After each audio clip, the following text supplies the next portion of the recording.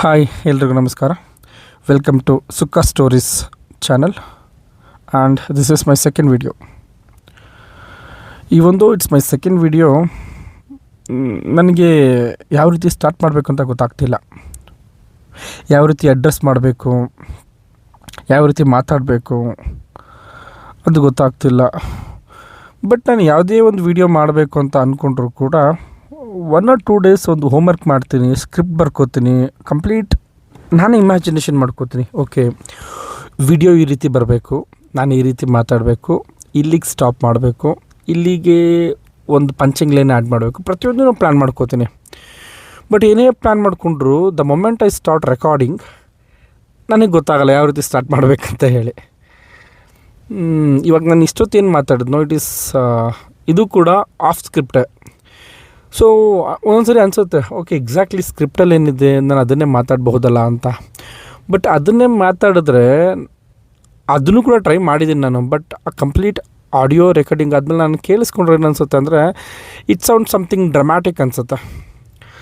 Okay, of the script completely ಏನು ಸ್ಕ್ರಿಪ್ಟೇ ಬೇಡ, ನನಗೇನು ಅನಿಸುತ್ತೋ ಅದನ್ನು ಮಾತಾಡೋಣ ಅಂತ ಕೆಲವು ಸರಿ ಅನಿಸುತ್ತೆ. ಬಟ್ ಆ ರೀತಿ ಮಾಡಿದ್ರೆ ಏನು ಮಾತಾಡಬೇಕು ಅಂತಲೇ ಗೊತ್ತಾಗಲ್ಲ. ಓಕೆ, ಲೆಟ್ಸ್ ಸಿ ಹೇಗೆ ಹೋಗುತ್ತೋ, ಹೇಗೆ ಬರುತ್ತೋ ಈ ವಿಡಿಯೋ ಅಂತ ನೋಡೋಣ. ನಾನು ಇವತ್ತು ವಿಡಿಯೋ ಮಾಡ್ತಿರೋ ಕಾರಣ ನಾನು ನಮ್ಮ ಮನೇನ ರಿನೋವೇಟ್ ಮಾಡಿಸ್ತಾ ಇದ್ದೀನಿ. ಅದು ಪ್ರತಿಯೊಂದು ಸ್ಟೇಜಸ್, ಪ್ರತಿಯೊಂದು ಹಂತನ ನಿಮ್ಗಳ ಜೊತೆ ಶೇರ್ ಮಾಡಬೇಕಂತ ಅನಿಸಿದೆ. ಆ ಕಾರಣದಿಂದ ಫಸ್ಟ್ ವಿಡಿಯೋ ಅಪ್ಲೋಡ್ ಮಾಡ್ತಾಯಿದ್ದೀನಿ. ಇದು ಹೋಮ್ ರಿನೋವೇಷನ್ ಫಸ್ಟ್ ವಿಡಿಯೋ.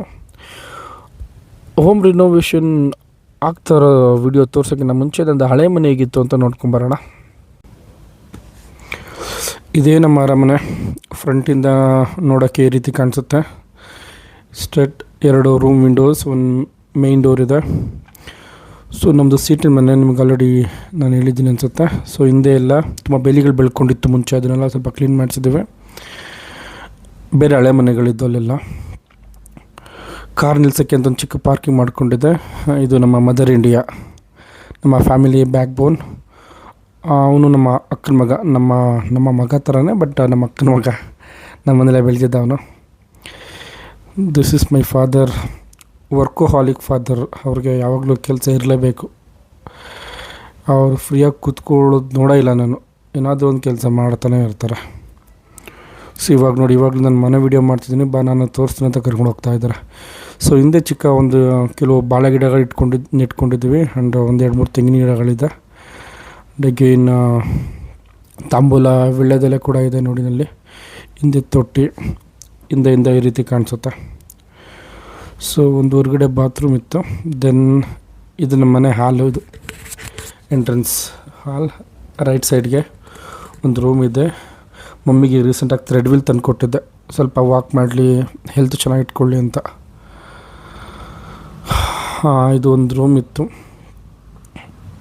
ಈಗ ಇದನ್ನೇ ಕಿಚನ್ ಮಾಡಬೇಕು ಪ್ಲ್ಯಾನ್ ಇಟ್ಕೊಂಡಿದ್ದೀನಿ. ಈಗ ನಾನು ರಿನೋವೇಟ್ ಆದಮೇಲೆ ನಿಮಗೆ ವೀಡಿಯೋ ತೋರಿಸ್ತೀನಿ ಯಾವ ರೀತಿ ಬರ್ತಾಯಿದ್ದೀವಾಗ ಮನೆ ಅಂತೇಳಿ. ಸೊ ಇದು ಇನ್ನೊಂದು ರೂಮ್ ಇದೆ. ಈ ರೂಮ್ ಹಾಗೆ ಇಟ್ಕೊಡ್ತೀನಿ ನಾನು, ಇದನ್ನೇನು ಟಚ್ ಮಾಡಲ್ಲ, ಇದು ಹೇಗಿತ್ತು ಹಾಗೆ ಇರಲಿ. ಸೊ ದೆನ್ ಹಾಲಿಂದ ಎಂಟ್ರಿ ಆದರೆ ಲೆಫ್ಟ್ ಸೈಡ್ಗೆ ಕಿಚನ್ ಇತ್ತು ಮುಂಚೆ. ಈ ಕಿಚನ್ನ ಸ್ವಲ್ಪ ದೊಡ್ಡದಾಗಿ ಸೇಮ್ ಡೈಮೆನ್ಷನ್ಗೆ ಅದನ್ನು ಸ್ನಾನದ ಮನೆ ಮತ್ತು ಅಟ್ಯಾಚ್ ಬಾತ್ರೂಮ್ ಮಾಡ್ತಾಯಿದ್ದೀನಿ. ಸೊ ದೆನ್ ಇದು ಸ್ನಾನದ ಮನೆ ಇತ್ತು. ಇದನ್ನು ದೊಡ್ಡದಾಗಿ ಸ್ವಲ್ಪ ಒಂದು ರೂಮ್ ಮಾಡ್ಕೋತಾ ಇದ್ದೀನಿ. ನಾನು ಹೋಮ್ ರಿನೋವೇಷನ್ ಏನಕ್ಕೆ ಮಾಡಿಸ್ಬೇಕಂತ ಅನ್ನಿಸ್ತಂದರೆ, ನಾನು ಲಾಸ್ಟ್ ಇಯರ್ ಮಮ್ಮಿಗೆ ಪ್ರಾಮಿಸ್ ಮಾಡಿದ್ದೆ, ಮಮ್ಮಿ ನಿಮಗೆ ಹೋಮ್ ರಿನೋವೇಟ್ ಮಾಡಿಸ್ಕೊಡ್ತೀನಿ ಮಮ್ಮಿ ಅಂತ. ದ ರೀಸನ್ ವಾಸ್, ನಮ್ಮದು ಮನೆ ನೀವು ಆಲ್ರೆಡಿ ನಮ್ಮದು ಹಳೆ ಮನೆ ನೋಡೋದ್ರಿಂದ ಗೊತ್ತಾಗ್ತದೆ. ನಮ್ಮದು ಕೆಲವು ಕಡೆ ಸೋರ್ತಾ ಇತ್ತು, ಕೆಲವು ಕಡೆ ಎಲ್ಲ ತುಂಬ ಕಡೆ ಸೋರ್ತಾ ಇತ್ತು. ಮಳೆ ಬಂದ್ರಂತೂ ತುಂಬ ಕಷ್ಟ ಆಗ್ತಿತ್ತು. ಆ್ಯಂಡ್ ಬೇಸಿಕಲಿ ಸೀಟ್ ಮನೆ ಸ್ವಲ್ಪ ತುಂಬ ಬಿಸಿ ಆಗುತ್ತೆ, ಕಷ್ಟ. ನೀವು ಒಳಗಡೆ ಇರೋದೇ ಕಷ್ಟ ಆಗುತ್ತೆ. ಸೋರ್ತಾ ಇರೋದು ಒಂದು ಕಾರಣ ಇತ್ತು. ಎರಡನೇ ಕಾರಣ ಬಂದು ನಮ್ಮ ಮಮ್ಮಿಗೆ ಅಕ್ಕಪಕ್ಕವರೆಲ್ಲ ಮನೆಗೆ ಹೊಸ ಮನೆಗಳು ಕಟ್ತಾಯಿದ್ರು. ಸೊ ನಮ್ಮ ಮಮ್ಮಿಗೂ ಆಸೆ ಆಗಿತ್ತು. ನಾನು ಪ್ರತಿ ಸರಿ ಬಂದು ಕೇಳ್ತಾಯಿದ್ರು, ನಾವು ಯಾವಾಗ ಹೊಸ ಮನೆ ಕಟ್ಟೋದು ಅಂತ. ಬಟ್ ನನಗನ್ಸಿತ್ತು ನಮಗೆ ಅವಶ್ಯಕತೆ ಇಲ್ಲ ಅಂತ. ಬಿಕಾಸ್ ಇರೋಕ್ಕೊಂದು ಮನೆ ಇದೆ, ನಾವು ಬೆಂಗಳೂರಲ್ಲಿ ಇರ್ತೀವಿ. ಓಕೆ ಸೆಟ್ಲಾಗೋ ಟೈಮಲ್ಲಿ ನೋಡೋಣ, ಬೇಕು ಅಂದರೆ ಕಟ್ಕೊಳ್ಳೋಣ ಅನ್ನೋ ಯೋಚನೆಯಲ್ಲಿದ್ದೆ. ಬಟ್ ನನ್ನ ವೈಫು ನನಗೆ ಒಂದು ದಿನ ಹೇಳಿದ್ಲು, ಅವ್ರಿಗಲ್ಲಿ ಇರೋಕ್ಕೆ ಕಷ್ಟ ಆಗಲ್ವಾ, ಮಳೆ ಬಂದರೆ ತುಂಬ ಕಷ್ಟ ಆಗ್ತದೆ ಇರೋಕ್ಕೆ, ಅಲ್ಲಿ ಬಿಸಿಲಲ್ಲಿ ಇರೋಕ್ಕಾಗಲ್ಲ, ಚಳಿಗಾಲದಲ್ಲಿ ಮಾತ್ರ ಕಂಫರ್ಟಬಲ್ ಆಗಿರಬಹುದು. ಆ್ಯಂಡ್ ಮನೆ ಕೂಡ ನಂಗೊಂದು ರಿನೋವೇಷನ್ ಅವಶ್ಯಕತೆ ಇತ್ತು ಮನೆಗೆ. ಸೊ ಅದರಿಂದ ಒಂದಿನ ಡಿಸೈಡ್ ಮಾಡಿದೆ. ಲಾಸ್ಟ್ ಇಯರ್ ಮಮ್ಮಿಗೆ ಹೇಳಿದ್ದೆ, ಮಮ್ಮಿ ರಿನೋವೇಟ್ ಮಾಡಿಸ್ಕೊಡ್ತೀನಿ ಮಮ್ಮಿ ನಿನಗೆ ಅಂತೇಳಿ. ಬಟ್ ಅದನ್ನು ಪೋಸ್ಟ್ಪೋನ್ ಮಾಡಿಕೊಂಡೇ ಬಂದೆ. ತುಂಬ ಕಾರಣಗಳಿದೆ, ನಂದು ಕಮಿಟ್ಮೆಂಟ್ಸು, ಟೈಮ್ ಸಿಗ್ತಿರಲಿಲ್ಲ. ಸೊ ಅದರಿಂದ ಇವಾಗ ಟೈಮ್ ಕೂಡ ಬಂದಿದೆ ರಿನೋವೇಟ್ ಮಾಡ್ಸೋಕ್ಕೆ. ಸೊ ರಿನೋವೇಷನ್ ಕೆಲಸ ಸ್ಟಾರ್ಟ್ ಆಗಿದೆ. ಪ್ರತಿಯೊಂದು ಹಂತದಲ್ಲಿ ನಾನು ವೀಡಿಯೋ ಹಾಕ್ತಾ ಇರ್ತೀನಿ. ಬಟ್ ನನ್ನಿಂದ ನಿಮ್ಗಳಿಗೆ ಒಂದು ರಿಕ್ವೆಸ್ಟ್, ನಿಮಗೇನಾದರೂ ಸಜೆಷನ್ಸು, ಫೀಡ್ಬ್ಯಾಕು, ಒಪಿನಿಯನ್ಸ್ ಹೇಳಬೇಕು ಅಂದರೆ ಪ್ಲೀಸ್ ಹೇಳಿ. ಬಿಕಾಸ್ ಮನೆ ಒಂದು ಸರಿ ಕಟ್ಟೋದು, ಸೊ ಚೆನ್ನಾಗಿ ಕಟ್ಟಬೇಕು ಅಂತ ಅಂದ್ಕೊಂಡಿದ್ದೀನಿ, ತುಂಬ ಚೆನ್ನಾಗಿ ರಿನೋವೇಟ್ ಮಾಡಬೇಕು ಅಂತ ಅಂದ್ಕೊಂಡಿದ್ದೀನಿ.